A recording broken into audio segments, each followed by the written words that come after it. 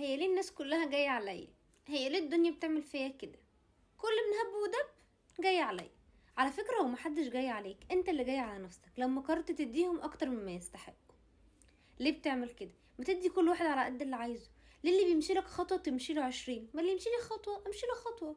بلاش شغل عبد الباسط ده، اديني جرام محبة اديك وقت حنان، اديني جرام محبة هديك هو الجرام. تديله وقت حنان هيعاملك بطريقه انت ما بتحبهاش. زي بالظبط كده ما يجيلك ضيف في البيت، تقوله تشرب ايه؟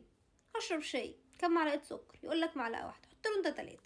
انت كده ما اكرمتهوش، انت حاطط له حاجه هو مش بيحبها، حاجه هو مش عايزها، بل بالعكس انت ضايقته. هو كده لما بتدي حد اكتر مما يستحق. طب انا بديهم عشان بحبهم بس هما مش عايزين.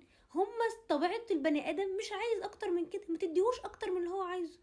ترجع تقول هو بيأذيني او هو بيزعلني. سيدنا علي بن ابي طالب قال ايه؟ اعتزل ما يؤذيك. ما قالش استحمله، ما قالش اديله بزياده. لا، ارجع عاملهم زي ما بيعاملوك. لما يزعلوا هيعرفوا ان هم كانوا بيعاملوك وحش. لكن هتفضل تدي، هتفضل تاخد حاجات انت مش هتحبها. طب وعلى ايه؟ ما اللي يديني حاجه اديله قصادها حاجه. احنا اللي بنجيب الالم لنفسنا، واحنا اللي بنضايق نفسنا. نهدى وندي بالراحه. بلاش نتعشم قوي في الناس وندخل بقلب كده. مش كل الناس بتقبل العشم ده، مش كل الناس عايزاك تتعشم فيها اصلا. في ناس بتكون هي اللي عايزه تبني معاك الحدود عشان ما تزودش معاها اكتر. تكون انت اصل انا بحبهم، اصل انا عايزه اديهم على قد ما اقدر، اصل انا عايزه اعمل لهم كل حاجه كويسه في الدنيا.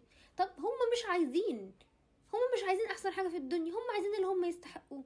انت احسن واحد في الدنيا بس هم مش عايزين. هتغصبهم؟ اكيد لا طبعا.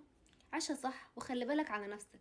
وزي ما هتحب لهم حب لنفسك، زي ما هتديهم زي ما هم هيدوك، عشان انت ما تزعلش. خاف على نفسك لان محدش هينفعك، وعيشها صح. لو استفدت من الفيديو اعمل لايك وشير وسبسكرايب لقناتي على اليوتيوب.